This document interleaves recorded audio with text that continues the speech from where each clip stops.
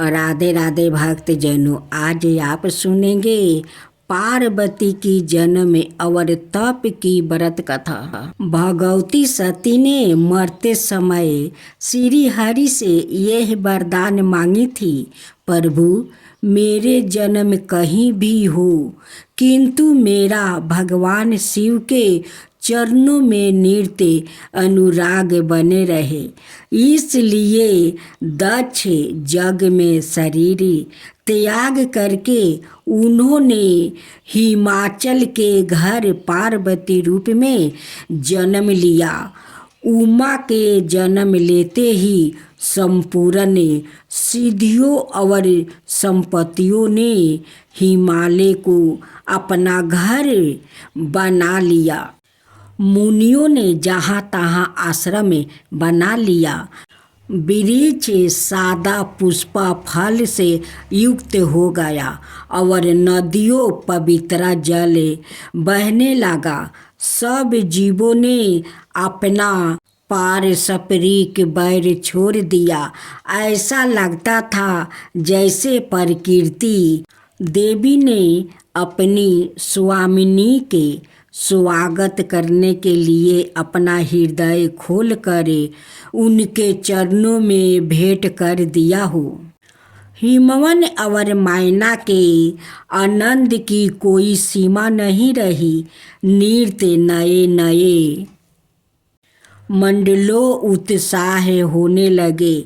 भगवती शिव के जन्म का समाचार सुनकर देव ऋषि नारद उनके दर्शन के लिए हिमालय के घर पधारे।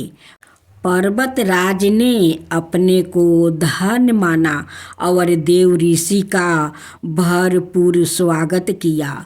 अपनी कन्या का भविष्य जानने की इच्छा से उन्होंने उससे मुनि के चरणों में प्रणाम करवाया।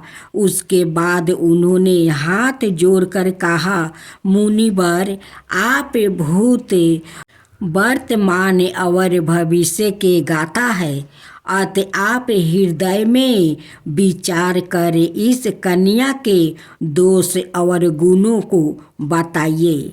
देव ऋषि नारद ने कहा, गिरिराज तुम्हारी कन्या संपूर्ण गुणों की खान और शुभ लक्षणों से युक्त है। यह अपने पति को अत्यंत ही प्रिय होगी। इसका सुहाग सादा अचल होगा और यह माता पिता का यश बढ़ाएगी। इसका नाम उमा होगी। अब इसमें जो दो चार अवगुण है उन्हें भी सुन लो। इसे मनहीन माता पिता विहीन नरक और मंडल भेष वाला पति मिलेगा। परंतु मैंने वर के जो दोष गिनाया है वो सभी शिव जी में है। अतः यदि उमा तपस्या करे और इसका विवाह शिव जी के साथ हो जाए तो ये अवगुण भी गुण हो जाएंगे, ऐसा मेरा विश्वास है। तुम्हारी कन्या के लिए शंभु जी को छोड़कर और कोई उपयोगित वर नहीं है। इसलिए अपनी कन्या के कल्याण के लिए तुम इसे तप की शिक्षा दो। धीरे धीरे भगवती उमा किशोरावस्था को प्राप्ति हो गई और उनका शिव जी के प्रति अनुराग भी बढ़ गया। एक दिन माता पिता का आदेश प्राप्त कर उमा भगवान शंकर को पति रूप में प्राप्ति करने के लिए तप हेतु वन में चली गई। पार्वती जी का सुकुमार शरीर यद्यपि तप के योग नहीं था, तथापि शिव चरणों का स्मरण करके वो घोर तप करने लगी। उन्होंने समस्त भोगों को त्याग दिया। उस समय भगवती उमा साक्षात तपस्या ही प्रतीत हो रही थी। भगवान शिव के चरणों में उनका नृत्य नवीन अनुराग बनने लगा। तप में वो इतनी लीन हो गई कि शरीर की सारी सुधि बिसर गई। उन्होंने 1000 बरस मूल अवल फल खा कर बिताया। कुछ दिन कठोर उपवास किया और कुछ दिन केवल जल और बाहु का सेवन किया। 3000 बरस तक वो केवल सूखे बेलपत्र खा कर रही, फिर उसको भी छोड़ दिया, जिससे उनका एक नाम अन्नपूर्णा पड़ा। उनके नृत्य प्रति बढ़ते तप के प्रभाव से एक दिन आकाशवाणी हुई, हे गिरिराज कुमारी, तुम्हारा तप सफल हुआ। तुम्हें निश्चय ही भगवान शिव पति रूप में प्राप्ति होंगे। इतना कठोर तप करने वाला विषय में आज तक कोई फायदा नहीं हुआ है। जब तुम्हारे पति जी तुम्हें बुलाने आवे तब घर चली जाना, और जब तुम्हें समाप्ति मिले तब इस वाणी को नृत्य समझना। आकाशवाणी सुनकर पार्वती जी परम प्रसन्न हुई। भगवान शिव मिलेंगे यह सोचकर उनका रोम रोम पुलकित हो गया।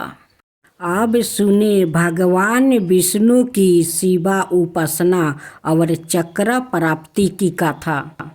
एक समय की बात है, दैत्य प्रबल होकर सभी लोगों को पीड़ा देने और धर्म का लोप करने लगे। इससे व्यथित होकर देवगण भगवान विष्णु के समीप पहुँचे। श्री हरि ने पूछा, देवताओं, इस समय तुम्हारे आने का क्या कारण है?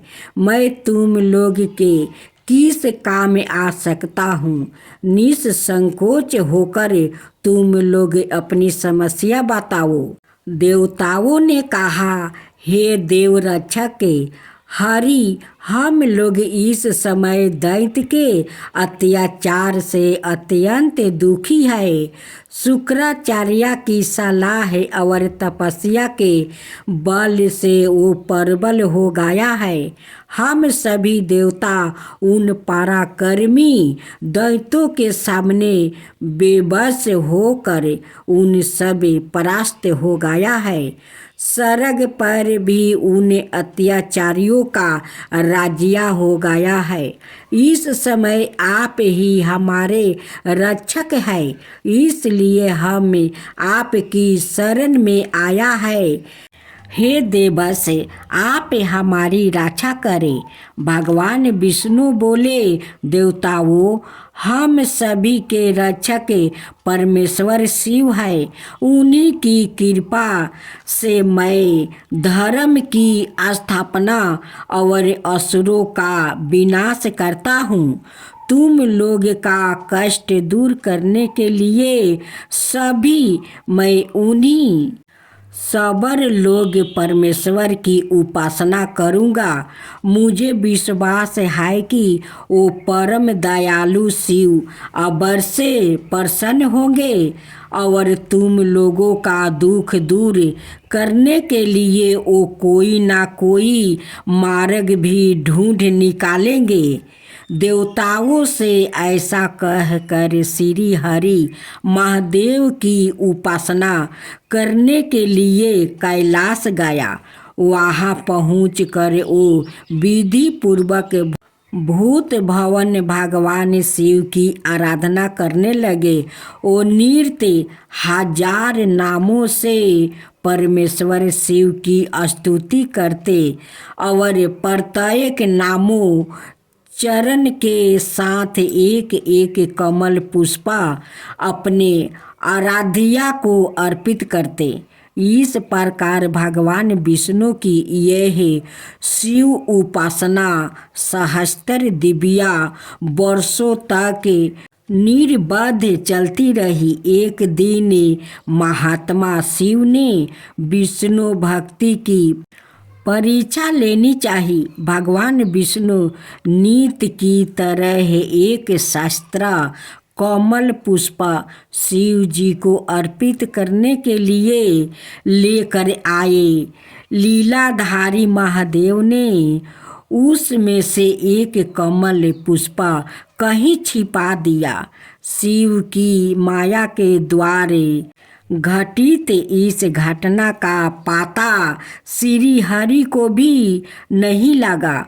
उन्होंने गलती में एक कमल पुष्प कम पाकर उसकी खोज आरंभ की।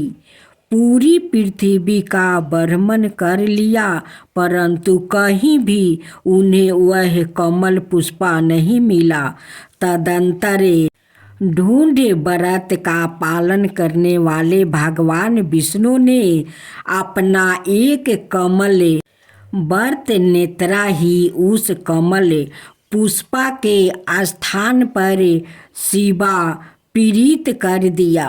श्री हरि के इस अद्भुत त्याग से परमेश्वर तत्काल प्रसन्न हो गए और प्रकट होकर बोले, विष्णु, मैं तुम पर बहुत प्रसन्न हूँ।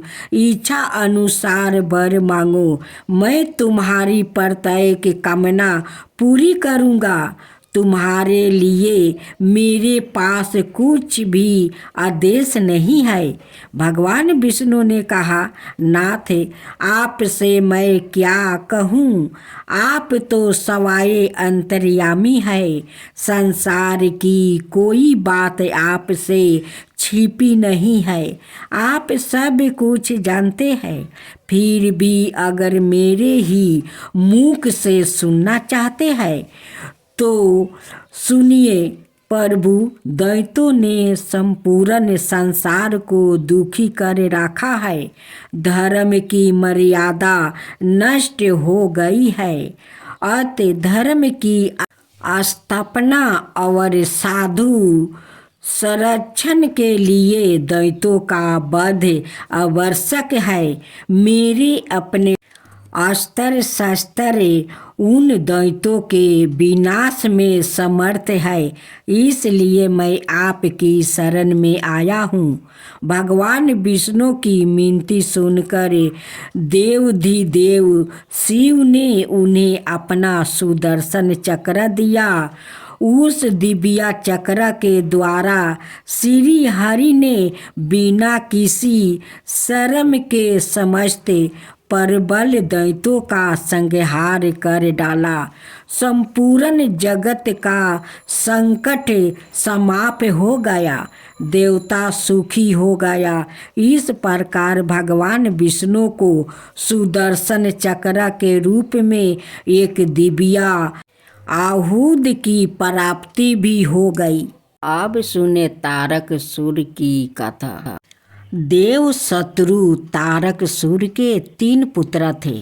उनके नाम थे विदुमली, तारकक्ष और कमलक्ष। शिव पुत्र कुमार कार्तिकेय ने जब तारकासुर को मार डाला तब तारकासुर के पुत्र अत्यंत दुखी हुए।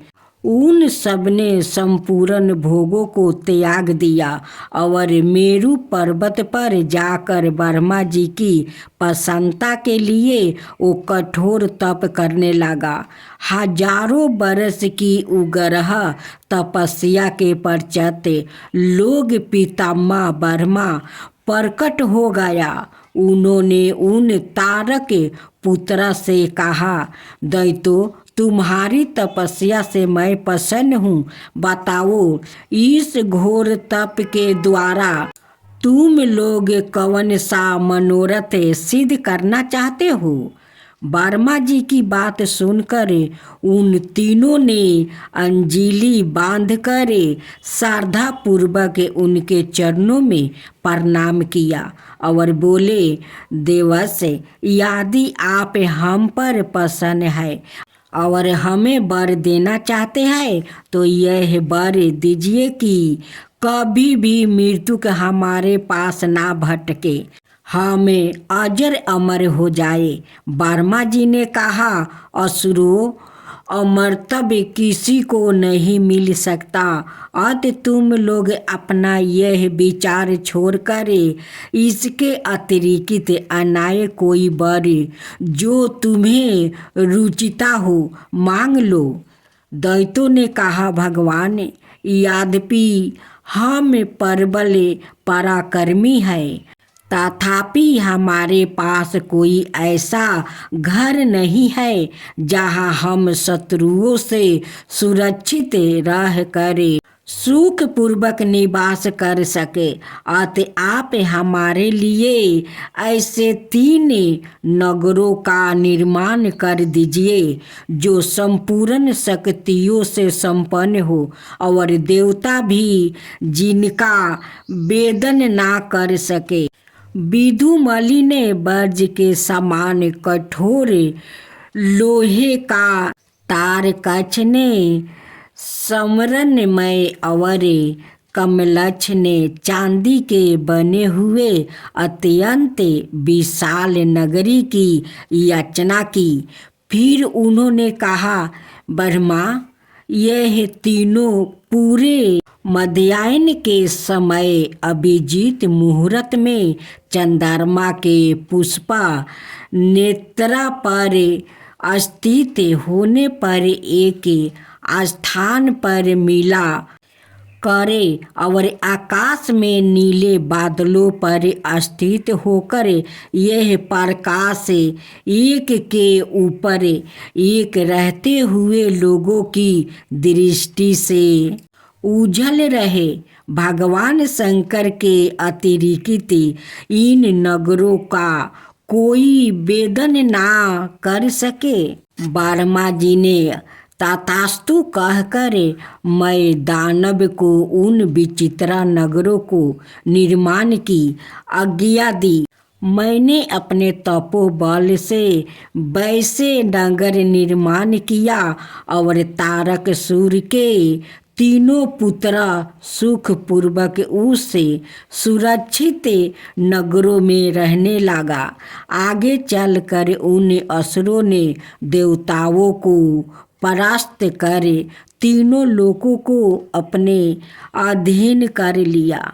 समस्त सीधी स्थानों को नष्ट भ्रष्ट करते हुए वो धर्म का नाश और धर्म का विस्तार करने लगा। इन त्रिदैत्यों के अत्याचार से दुखी होकर संपूर्ण देवता और ऋषिगण ब्रह्मा और विष्णु के साथ परमेश्वर शिव की चरणों में गाया। वहाँ उन लोगों ने महादेव से तारक पुत्रा के अत्याचार से मुक्ति दिलाने की प्रार्थना की। करुणा सागर शिव ने देवों को अस्वस्थ कहते हुए विश्वकर्मा से एक सर्वदेवमय दिव्या रथ निर्माण करवाया। वर्मा जी ने उसमें वेद रूपी अश्वा को जोत कर उसे शिव जी को समर्पित किया। शिव जी का दिव्या धनुष और बाण उसमें रखा गया। वो रथ अनेक ऐश्वर्य से युक्त था। सवाए पीताम्बर ब्रह्मा सारथी बने। उस अद्भुत रथ पर सवार होकर परमेश्वर शिव तीरपुर के निकट पहुँचे। कल बस उस दिन तीनों पूरे एक सीधी में आ गए थे। शिव जी ने अपने दिव्या धनुष पर पाशुपतास्त्र नाम का बाण चढ़ा कर छोड़ दिया। उस समय अभिजीत मुहूर्त चल रहा था। देखते ही देखते तीरपुर जल कर राख बन गया। देवता लोग भगवान परमेश्वर की जय जयकारा करने लगा। उस समय भी जो दैत्य शिव पूजा में तत्पर थे वो सब अगले जन्म में शिव गणों के अधिपति हुए। अब सुने गणेश जन्म कथा। एक बार भगवती पार्वती स्नान कर रही थी। उसी समय भगवान शिव वहाँ पहुँच गए। पार्वती जी उन्हें देख कर लजा गई। अपनी प्रिया सखी जया विजया के कहने पर उन्होंने अपने शरीर के मैल से एक पुरुष का निर्माण कर देती है। वो देखने में परम सुंदर और बाल पराक्रम से संपन्न था। पार्वती जी ने उसे नाना प्रकार के आभूषण और आशीर्वाद दिया। उन्होंने उसे कहा, तुम मेरे पुत्रा हो, तुम्हारा नाम गणेश है। आज से तुम मेरे द्वारपाल है। पुत्रा, मेरी आज्ञा के विरुद्ध है कोई भी मेरे महल में प्रवेश ना करने पाए। ऐसा कहकर भगवती पार्वती ने गणेश जी की हाथ में एक छड़ी धरा देती है। महावीर गणेश हाथ में छड़ी लेकर पहरा देने लगते हैं। उधर पार्वती जी सखियों के साथ स्नान करने लगी है। उसी समय भगवान शिव दरवाजे पर आप पहुँचते हैं। पार्वती जी की प्राण प्रिया पुत्रा गणेश से वो समर्था अपरिचित थे और उनकी अभिलाषा अंतपुर में प्रवेश करने की थी। गणेश राज ने उनसे कहा, आप माता जी की आज्ञा के बिना भीतर नहीं जा सकते हैं। माता स्नान कर रही है। भगवान शिव बोले, मूर्ख, तू मुझे रोक रहा है। तुझे पता नहीं कि मैं कौन हूँ। मैं पार्वती का पति साक्षात शिव हूँ। मेरे ही घर में मुझे रुकने वाला तू कौन है? मातु भक्त वीर बालक गणेश ने कहा, आप कोई भी हो, किंतु इस समय मेरी माता की आज्ञा का बिना भीतर नहीं जा सकते हैं। ऐसा कह कर गणेश जी ने अपनी छड़ी उनके ओर आरा दिया। लीलाधारी भगवान शिव ने अपने गणों को आज्ञा दी, पता करो यह कौन है और मेरा मार्ग क्यों रोक रहा है। शिव गणों ने गणेश से कहा, तुम कौन हो? कहाँ से आए हो? यदि तुम अपने प्राणों की रक्षा चाहते हो तो शीघ्र ही यहाँ से चले जाओ। गणेश जी बोले, मैं माता पार्वती का पुत्र हूँ। माता ने मुझे किसी को भी भीतर प्रवेश ना करने देने की आज्ञा दी है। शिव गणों ने लौट कर भगवान शिव से बताया कि बालक माता पार्वती का वो पुत्र है। वो अपने स्थान से नहीं हट रहा है। भगवान शिव ने अपने गणों को डांटते हुए कहा, मूर्ख, तुम लोग एक बालक के सामने बेबस हो गया। जाओ, जैसे भी हो उसे शीघ्र दरवाजे पर से हटा दो। परमेश्वर शिव का आदेश सिरधारो कर उनके गण अपने अपने अस्त्र शस्त्र से सज्जित होकर पार्वती नंदन गणेश को पूरा भूत करने चले। भयंकर युद्ध शुरू हो गया। शिवा पुत्रा गणेश के आगे शिव गणों की एक ना चली। शक्ति पुत्रा के परिहार से व्याकुल होकर सब के सब प्राण बचाकर भाग चले। तत्पश्चात समस्त देवता भी भगवान शिव की ओर से युद्ध करने आए, परंतु वो भी वीर वर गणेश के आगे टिक नहीं सके। तारकासुर का संहार करने वाले कुमार कार्तिकेय के भी अस्त्र शस्त्र निष्फल हो गया।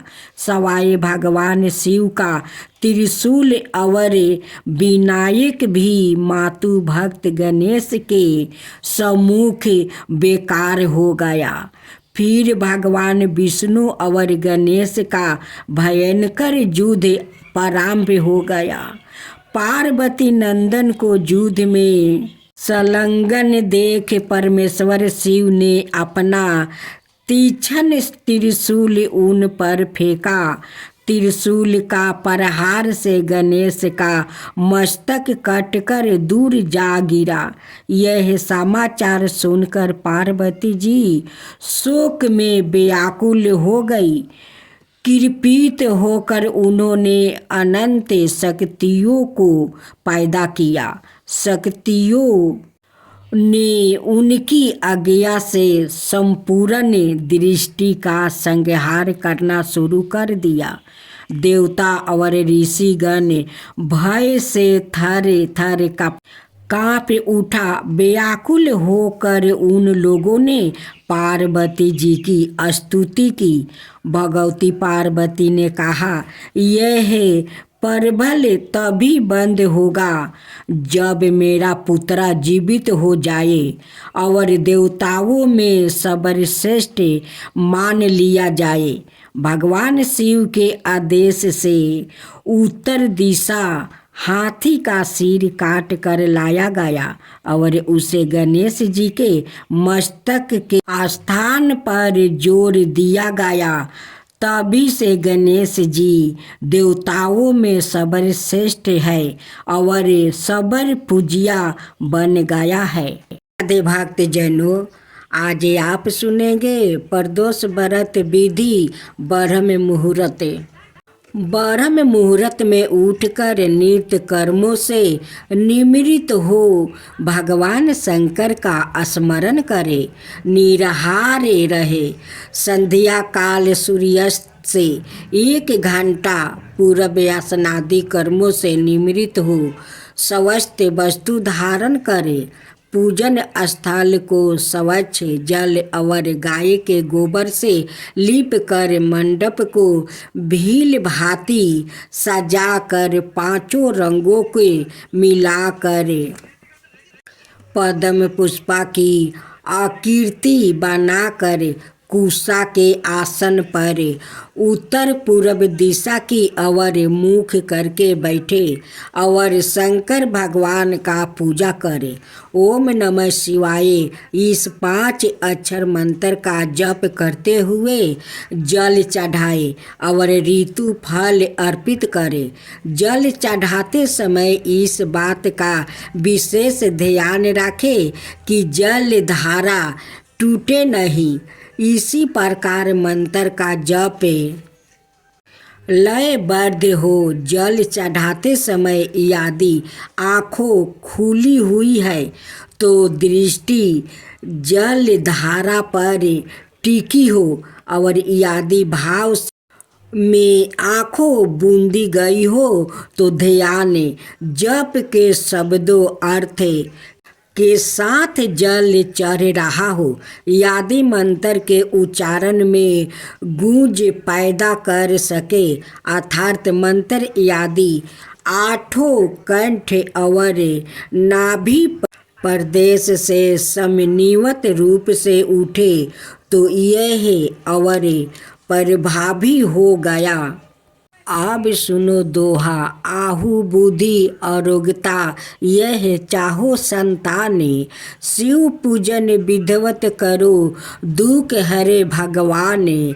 किसी समय सभी प्राणियों के हितार पर में, पुनीत गंगा तट पर ऋषि समाजे द्वारा एक विशाल सभा का आयोजन किया गया, जिसमें व्यास जी के परम प्रिया शिष्या पुराणों बेतासूत जी महाराज हरि कीर्तन करते हुए पधारे।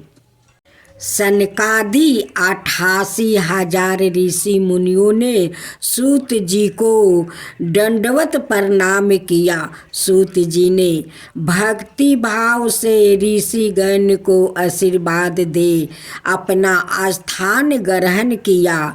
ऋषिगण ने मिनती भाव से पूछा, हे परम दयालु, कलयुग में शंकर भगवान की भक्ति किस आराधना द्वारे उपलब्ध होगी?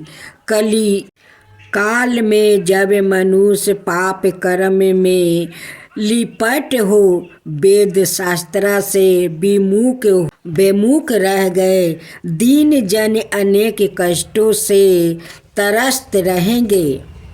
हे मुनि श्रेष्ठ, काली काल में सत्य कर्म में किसी की रुचि ना होगी, पुण्य क्षीण हो जाएंगे और मनुष्य स्वस्थ ही अस्त कर्मों की ओर परारित होंगे इस पृथ्वी पर। तब ज्ञानी मनुष्य का यह कर्तव्य हो जाएगा कि वो पथ से विचलित मनुष्य का मार्गदर्शन करे। अतः हे महामुनि, ऐसा कौन सा उत्तम व्रत है जिसे करने से मनोवांछित फल की प्राप्ति हो और काली काल में पाप शांत हो जाए?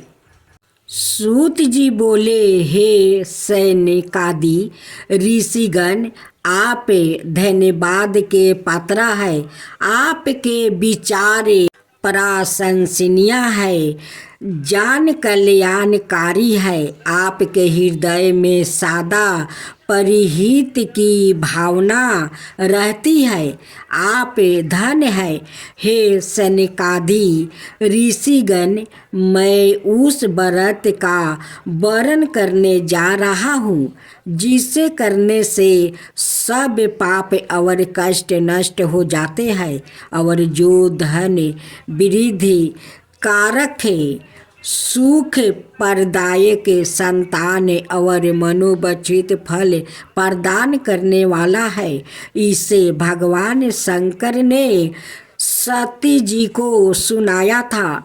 सूत जी आगे बोले, आहु वृद्धि ओ स्वस्थ लाभ हेतु रवि त्रयोदशी प्रदोष का व्रत करे। इसमें प्रात स्नान करे, निराहार रह कर शिव जी का मनन करे, मंदिर जाकर शिव आराधना करे, माथे पर त्रिपुंड धारण करे, बेल धूप दीप अक्षत और ऋतु फल अर्पित करे, रुद्राक्ष की माला से समस्त अनुसार ओम नमः शिवाय जप करे, ब्राह्मण को भोजन करवाए और दान दक्षिणा दे। तत्पश्चात मौन व्रत धारण करे, स्वभाव हो तो यज्ञ हवन करवाए। ओम हीन कलीन नमः शिवाय स्वाहा मंत्र से यज्ञ स्तुति दे। इससे अभिशिष्ट फल की प्राप्ति होती है। प्रदोष व्रत में व्रती एक बार भोजन करे और पृथ्वी पर शयन करे, इससे सबर कार्य सिद्धि होते हैं। इस व्रत का विशेष महत्व है। सभी मनोरथ इस व्रत को करने से पूर्ण होता है। हे ऋषिगण, यह प्रदोष व्रत जिसका कीर्तन मैंने सुनाया।